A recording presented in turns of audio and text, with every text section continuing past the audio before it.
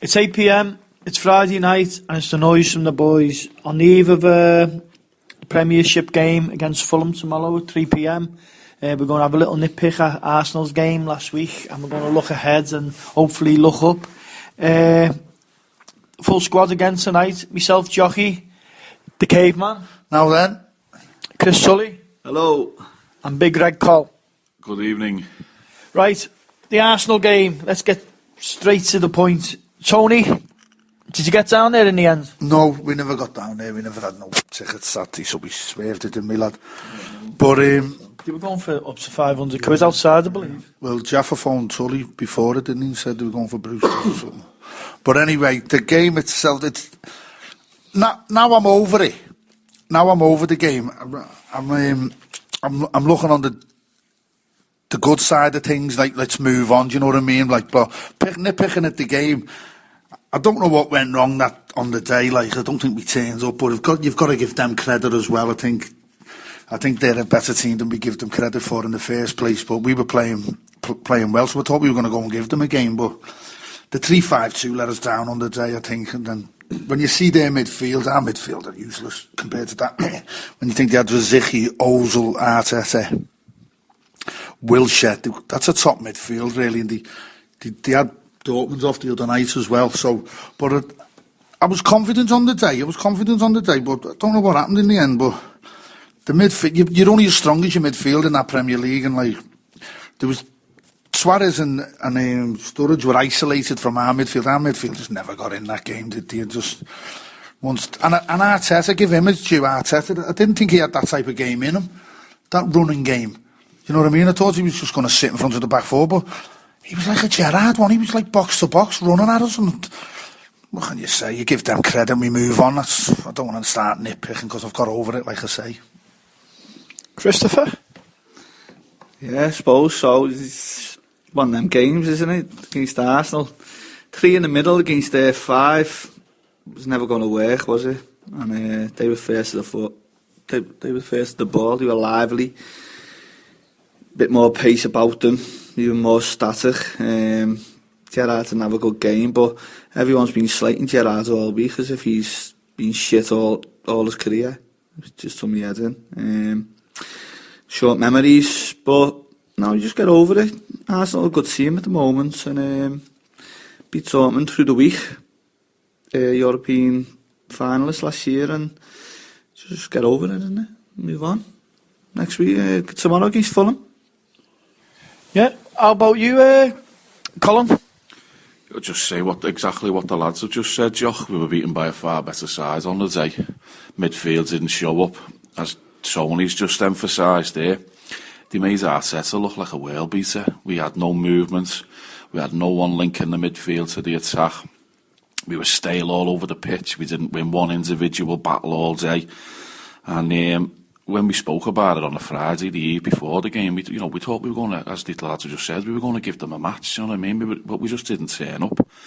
What's baffling me, mostly at the moment, is if we're going to persist with this 3 at the back, which I'm a big advocate of, why isn't Agger playing? He should be an integral part of that. He's the best defender we've got. He can play the ball out.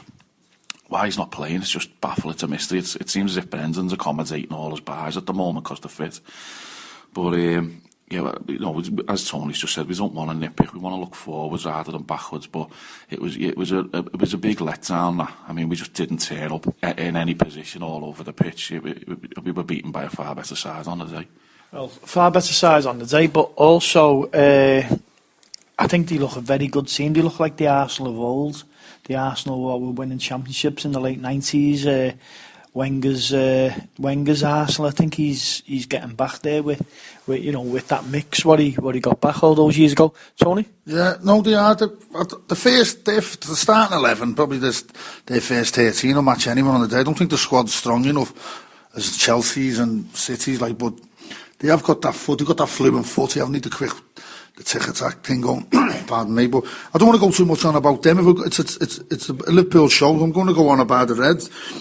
I'm not trying to pick on too many because it's sour grapes on my behalf, I think, because the week before they were splendid and it was only against West Brom, but you get the league's at home, the way we played that at home, it seems all right, but away from home, it's too leaky for me. It's too leaky, and like he said, I'd go back to the 4 at the back. Skel's playing out of his skin. Aggers there. I'd put Skel and Aggers centre halves again.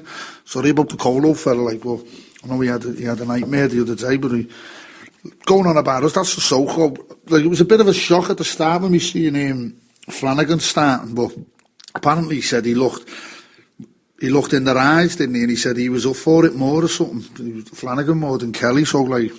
Yeah, and give him his due, Flanagan wasn't probably the worst out of the lot there, but that's a Soho. I don't think he's a Liverpool player myself. It doesn't, the gate on him and everything, not being funny, it doesn't look comfy at all, no goal. But I mean, the team itself, like, I'm not going on about them, going on about us, like, Gerrard doesn't play. That midfield, there's nothing to look for, do you know what I mean? If Gerrard's playing, Lucas is playing, he's becoming more of a passenger week by week, and it's a pivotal position. It's like every team in his position in that league has got a belter player, and like, he can't be having one game half decent against shite at Anfield and then 4 games, you know what I mean? He's got to be on the ball, and it's just, he's a bit of a passenger lately, and I don't like saying it because I like the lad. I thought he'd come on leaps and bounds, but since that injury, he's just something in his head, I think, anyway. How many Premiership games have we played now? We played 10, so... Well, you'd swap the last 10 for the next 10, wouldn't you, the points? Well, I've looked at the next 10 game, like I say, the positives now. We've had them 10. We take it on the chin, we got hammered. You know what I mean? It's a benchmark of how far we want to go and where we've come from. We'll take it on the chin and we'll move on to our next 10 games, and then looking at them, Tottenham, Arsenal, they're the only two decent ones like you'd think, like, you know, 50-50, but the rest, we can take more than another 20 points, and then let's get to 20 games, 40 odd points, and move. But we're on change. If we keep doing 10 points, 20 games, you're hitting that 70, 80 point mark, and that's Champions League footy. Yeah, going back to Soho, he looked dead leggy, running back. He just couldn't seem to go back. He was just slow, really slow. And Gerrard, anyway, he's the first name on the team sheet week in, week out, isn't he? You know, it doesn't matter. But I think we've got to play 4-4-2 against the likes of your Arsenal, Chelsea's, Man U's, your big teams, week in, week out. It's all right playing 3 at home at the back, but definitely against the likes of Arsenal, you've got to, you know, pull up at the back and 4-4-2 for me against the likes of Arsenal and them teams, you know, definitely. I'm just going to pick up what Tony's just said there. He said, you know, to put a good spin on it, we're still knocking about in the top 4 and that, and we could say that we're still a work in progress, do you know what I mean? I know a couple of weeks ago I nearly got letters in here for saying we're going to win the league, but I mean, you've got to think, we get out of bed thinking these things, don't you? That's why you go to games, you know, buy your season tickets and the hope that you are going to win the league. But as Tully's just said there, I think when our midfield's leggy, we're not going to win, and we were leggy on last Saturday against Arsenal. Gerrard didn't turn up, Lucas hasn't turned up all season, and we come up against a top quality midfield, and we got our just desserts in the end. We came away with nothing, and we came away looking a very poor side. Tony? I think there's a positive, like, I don't think it was as heavy one-sided as like people were making out. I don't think we were as bad as like people were making out, you know what I mean? It was just, we weren't cutthroat, and like, the bonus is when the Brazilian come on, we looked a different kettle of fish, didn't we? We were like, and let's have it right. I know we're not saying we deserved it in any way, but them 2 chances at the end were the last 2 chances of the game, and they were clear-cut chances. Suarez has hit the post, and the other fella should have squared it to Sturridge. Sturridge has been squaring it to him all season on a similar thing. You could have snatched a thing out of something. Do you know what I mean? That's not so. The positives, you know what Brendan is? He's just like, he's positivity, and he'd have been saying to them, look, you've done this, you've done that. There's bits and bobs in the game, so you can take from it and move on. We fought right to the end, even just to get a consolation. Yeah, they're fighting it, and that is something that you take, innit? Like, he wasn't playing well, but you never threw the towel in. We were still like, you still think them 2 were capable of just doing magic, but I thought they were more like, yeah, there was a gap from them to the midfield, like 40 gap, but them 2 were being a bit too individual for my liking, do you know what I mean? It's like, they'd read their own press, do you know what I mean? They were being a bit too, like, they weren't the team, the partnership that we've grew to expect. Well, the first goal in them games is always the most important goal. They got it first. If that goal would have stood, the one that got pulled back for the foul on Suarez, there's going to be a different game altogether then, innit? And I've just read today about what the referee said. And he said the referee pulls it up because it was called a different phase of play. And he couldn't give Sanya a yellow card if he didn't pull it up. But, you know, the advantage goes straight to Liverpool. He's been brought down. Suarez put his bang on the spot. The ball went rolling and carried on. Now, that's football. That's what you do. You get on with it. But the referee seems to pulls it off for some reason, and he's used this excuse. So if that goal, you know, it's a different game. If that goal, we get that goal back. And so, and as you said, the last two chances at the end of the game, we had two clear-cut chances. And Coutinho coming on the second half brought a little more bit liven the game up. So, positives from the game as well, apart from all the negatives. We weren't, you know, we just played the top team there. And, you know, it was one of them games that had, you know, Arsenal's that game away, innit? Yeah, look, I've always thought, footy, the advantage was with the attacking team. Now, I remember in the 88 Cup final was a similar thing. Beardsley, do you know what I mean, against Wimbledon, he burst through. You wave play on, but he's brought it back for a free kick for us. Do you know what I mean? So what advantage is it there? Yeah, we've lost two, yeah, and it's the same the other day. That advantage, and then to rub salt into the injury and to the wound. Dan Van Malen's done it in the second half, and he's wave play on. So I think he's learned his lesson. So you're either adhere to the law, and that's, you know where you are, it's black and white, but you can't change it just by, like, you know, I've given it this time, so I won't give it next time. Dan Van Malen done it. He pulled it back and he went wave play on and then the commentator was going, give him credit for doing that. Well, then you give him credit. Yeah. No one picked up on it in the first. Give him a stick in the first place. Because it was Suarez again. Suarez involved, and you know, the same thing again. The referee sees Suarez going down and whatever. I don't know. You know, Suarez. I think he said he pulled him back to give him the yellow card in it. That's what he's doing. But like I said, it's double standards because he waved play on and then give him the yellow card later on. Followed him out. He kept shouting at him and the move waved on, didn't he? Played on. He kept pointing at him and going, "I'm getting you. I'm going to get you." So it's total double standards. He should, like Chris said, you get that first goal. It's important, isn't it? That's a different kettle of fish, then, isn't it? You're not a Lucas fan. How about Henderson? So I'm sticking with Jordan Henderson. I think he was one of our better performers on the day. I thought Skrtel was decent on the day. But I thought the lad just tries, you know what I mean? That's what you want the most. He tries. I know he's like limited, but he's a kid, isn't he? So you're always going to have that thing of like he's going to come good about something, but he's not as bad as he make out, is he? He shit himself when he got 3-1 goal, though, isn't he? Yeah, he can't eat there. He just seen green grass in front of him and thought, what am I doing here? No, but give him credit for what he done. He carried on. I think he got caught in two minds. I don't think he shit himself. I just thought he got caught in two minds, whether it's a cross or whether it's a slipper in or whether it's a have a shot, you know what I mean? But give him credit for what he done. He burst into that midfield, you know, right through into the heart of that defence. I know he crumbled at the end, but the positives to take from it is that the defenders were running away from him because they had the likes of, they had Swarage to think of. So you know what I mean. So that's the positives to take from it. But we were all praising Henderson the other week, saying he's coming on and that he's coming on, and I'll stick by Lucas as well. You know, but it's just getting the right system in that midfield to play them, isn't it? You can't play Lucas and Gerrard in that holding role, so we needed someone, a box-to-box player, or we need to sort that midfield out, basically. And that's all it is. I'm sticking with Lucas, sticking with Henderson, because he's coming on. I'm not going to go, they're going from heroes to zeros in a week. You know, we can't just say that and just get in 1 week. So, beat Fulham next week, go at them again, tomorrow, and just go at them early doors and get that early, you know, crack on from there. I'm going to have to disagree with Sol over Lucas. I think his time could have come in that side now. He's been there since Benitez bought him. We've been through Benitez, Dalglish, Roy Hodgson, and now he's here, and he doesn't seem to have moved on as a footballer. I don't know what he brings to the team. He doesn't win his first year of 50-50s. He's not a playmaker, and he's not scoring goals either. I mean, I know there's an old-fashioned saying, you put all your work in on the training pitch of a Monday to Friday, and that's what you got to pick your teams from. So maybe he's fantastic in training, but he's certainly not doing that on the pitch on a Saturday with the team. I'd like to see him taken out, and I'd like to see the two centre midfielders given a go, Henderson and Gerrard, and give them 10 or 15 games together to try and work up a partnership. Where's Alan going to come into it now?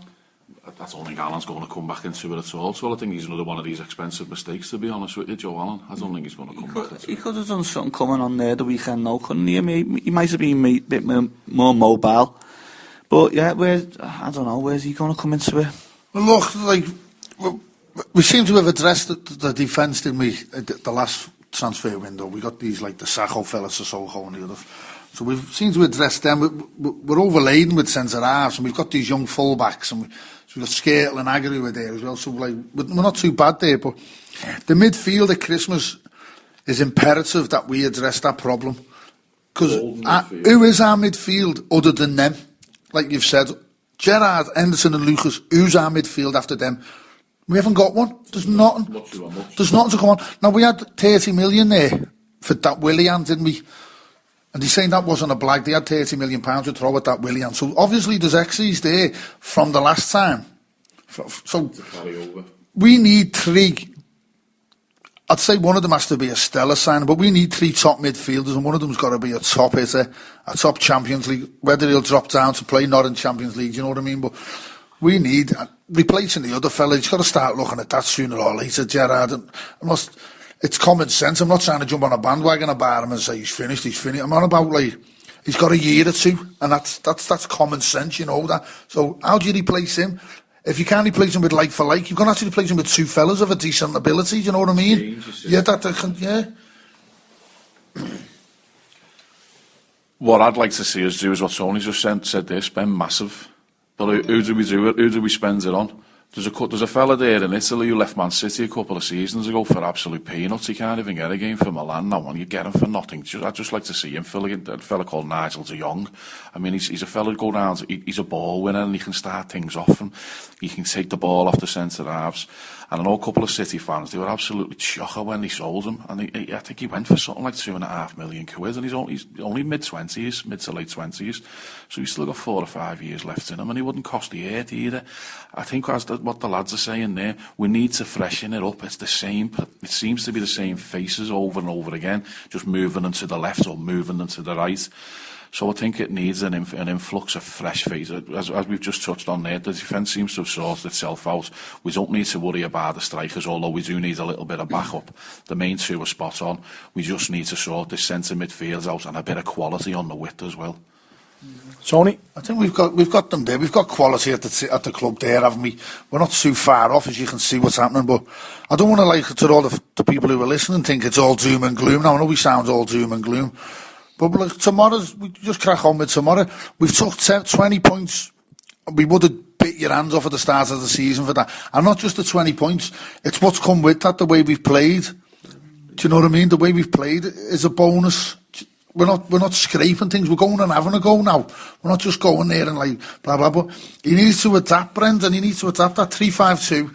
It might work at home against shite when they were like, but that 4-4-2 away against like the bigger teams and that, it's tight and it's hard to get around and it's tight. You can't break it down. You know where you are. It's 2 banks of 4 and like even if it means like sacrificing some of the way we play to go back to hitting them on the break. Do you know what I mean? That's how our asses win the league, innit? Not win the league, that's how you move up the table. So there we are then, Arsenal. Thoroughly dissect. Yeah. Anything else on the Arsenal game, Chris? Not really, but it covers it, most of it, but, you know, so... No, just want to stay positive about it. I've heard everything negative all week about it. One game...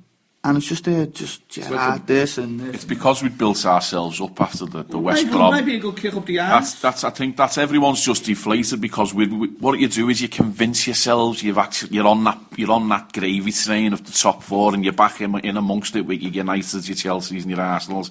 And then when you go down to Arsenal and you perform like we did, it's a kick in the nuts, isn't it? I don't think it's been doom and gloom at all. You comment week to week on what you see.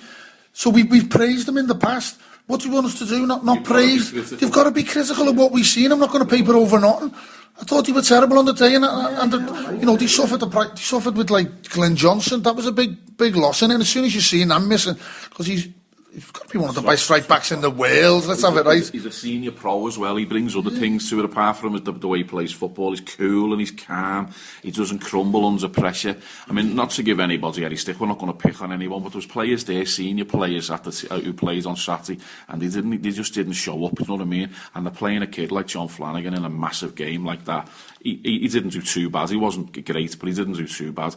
But there's senior pros who were letting the side down. Never mind the likes of little Flannel and that. You know what I mean? They all had an off day, didn't he? Colo nearly give a goal away and so on. So it was just a bad day at the office. I know we were shy, but you know, it was one of them games. Hopefully. Oh, listen, you'd like to think the players at the same time knew that they were crap. Do you know what I mean? So they'd be just like, I'm convinced they're as similar as us, sitting there with the moping as well. But they'll be sitting back and going, listen, we've got Fulham here. We've got Fulham tomorrow. Arsenal are playing Man United. One of them are going to drop points. The next 3 games, we've got Chelsea playing someone next week. Top of the. We've got, after them, we've got Everton. So there's games that we're back in it. Like even Brendan was on it after the game saying, oh, well, them 3, we can grab them 5 points back. I know the 5 points clear, but we can get them, because he's looking at Ed. He's looking at Ed himself. Everyone's beating everyone. It's going to be like this all season. We said this from the start. Everyone's going to be beating everyone, picking points off everyone all season. So it's going to be a good season. And I weren't devastated when I lost against them. It would have been different if it was someone like West Ham or, you know, Palace or someone like that. We played that poor, but, you know, I weren't that disappointed after it.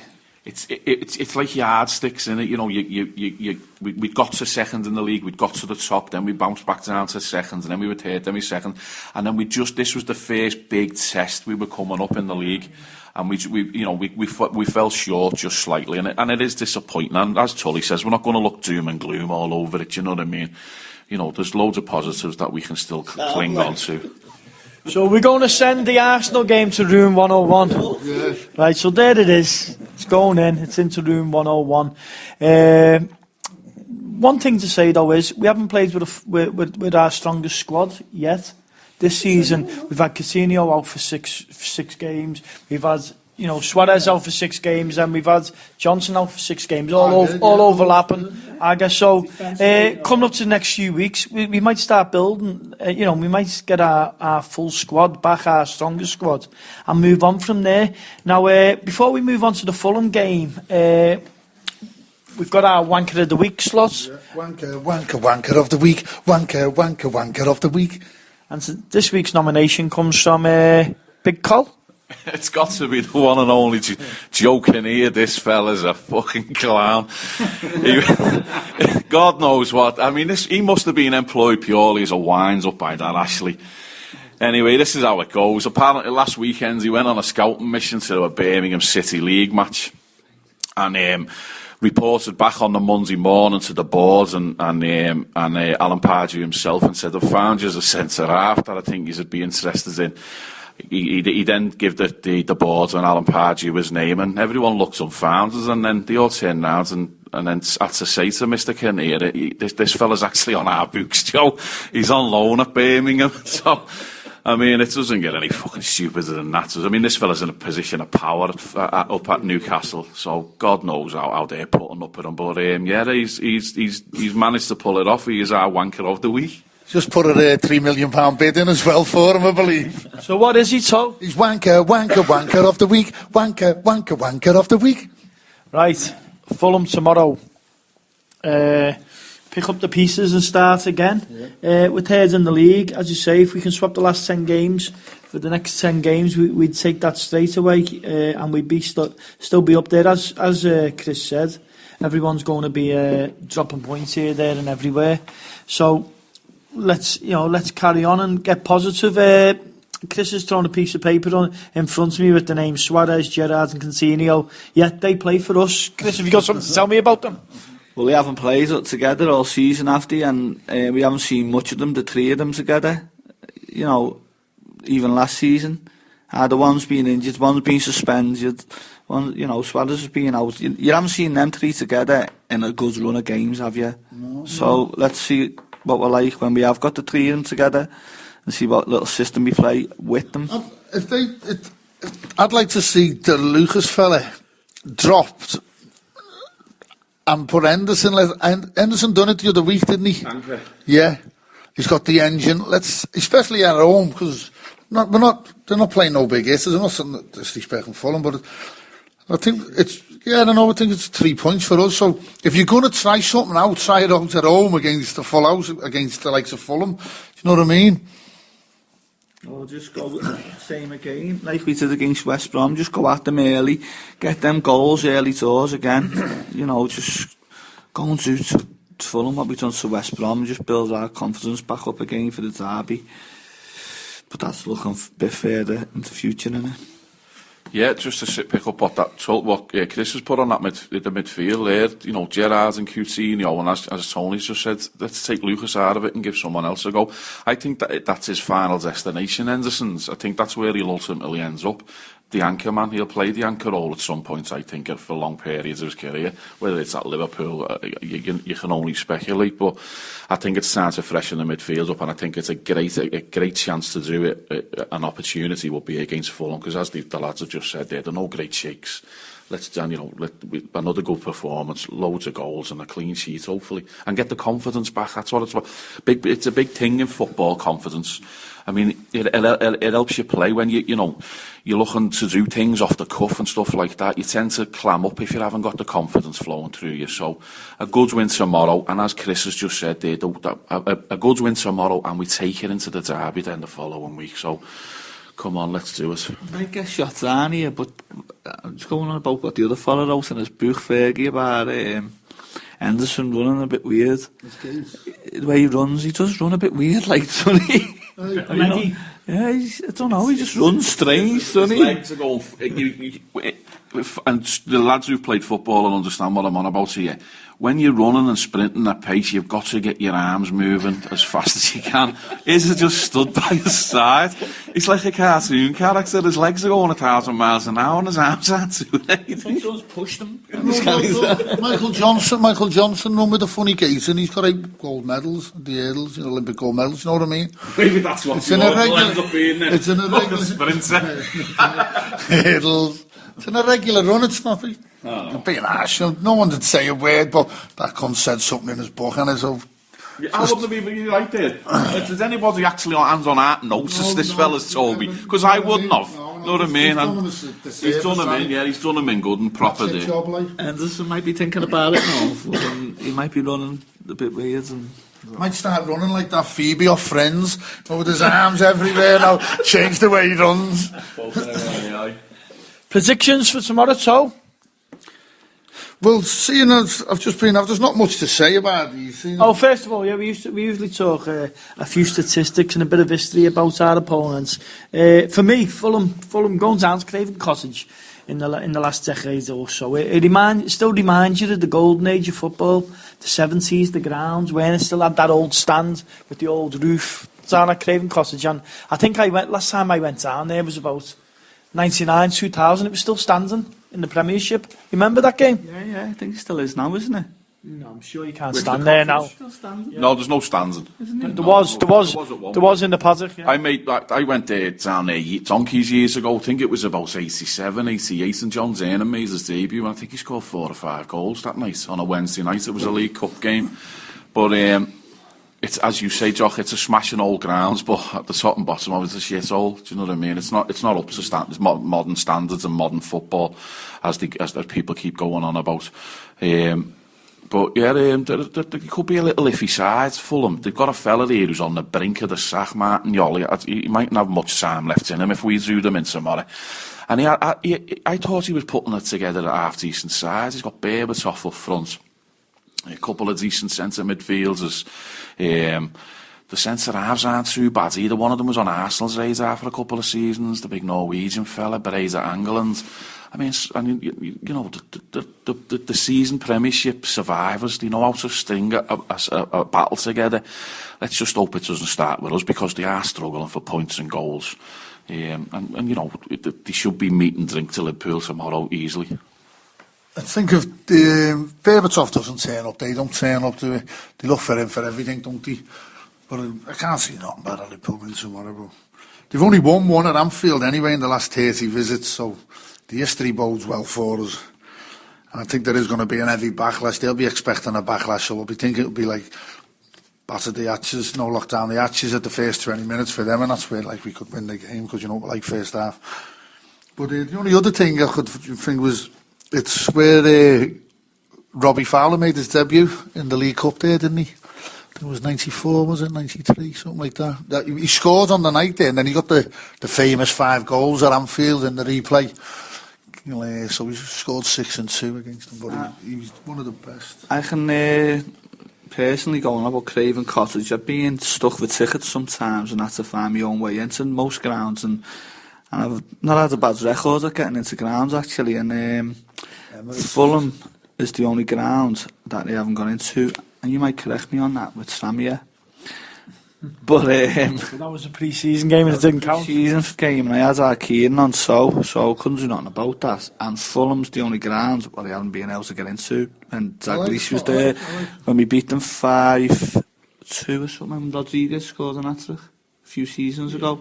Couldn't get in, couldn't get a ticket outside. You were going for like £300 at the end of the season. It was the second from last game of the season. Was that game when we thought we'd won the league? No, I went to that. That was Yossi. I walked out and missed that goal actually. I went to that. That's it. We thought we won the league. I went to the one where we were 2-0 down. Remember that one? We getting beat 2-0. Who was it? No, it was Biscan. It was a blind, wasn't it? He's going to get off on half time. We were watching the round house, weren't we? Remember? Yeah. And someone was listening to on the earphone. We were watching on the. Was that the season we won the European Cup, or was it still under Ulier at that game? First time he come back in 11 years under Ulier and others. Yeah, it was the first time we come back from being down. It was. You're right. We was 2-0 down, and we got a player sent off. We got I think Yosemite sent off in the same. No, Alonso scored. What are you on about with Ulier? It was with Rafa. What are you on about? No, but it was the first time in years that we'd come back from being behind. No. The first time we come back. And for all them Ulier years, it's the first time no wonder Ulier. We never come back. We never won a game from coming back from behind. There. Right, predictions for tomorrow. I'm going 2-0 Liverpool, Swarage. I'm going to go 3-0. And I'm going to go with Gerrard, first goal. I'm going to go like 2-0 or something, because I was like that with West Brom a little bit cagey, so, but yeah, 2-0 be made up with. I've stuck with Jordan Henderson all season, and he's getting jibbed for tomorrow. And I'm going to back Jockey up. I'm going to go 2-0, and it'll be the both of them will score. The Suarez partnership will score both goals. 2-0 Liverpool. Okay. Log on to AnfieldFM.org for all our podcasts. This will be podcast tomorrow, even though we haven't podcasted last week's Noise from the Boys yet. Hang on, is Tony? I'm saying he's anything specially planned for the derby. Yeah, when's the derby? Next weekend. Next weekend, yeah. Yeah, we might get a couple of blues on. Yeah, we might be getting a couple of blues on. Get that cleaner on again, out of M-Box. Yeah. John the Cleaner. John the Cleaner, yeah. John Colfer. Yeah. It's an England break, and then it's the. Yeah, we're going to do something for the derby. But also, as I say, log on to www.anfieldfm.org and listen to all our podcasts. Also tomorrow, the Irish Cup should be on at 1 p.m. That's the lads from the Irish Cup Forum who travel over for most home games. So that should be on 1 p.m. So tune in for that. And hopefully live from the Solly after the game tomorrow. So let's stay in that top 4 tomorrow. Up the Reds, and come on you Reds. Come on, boys. Half an hour.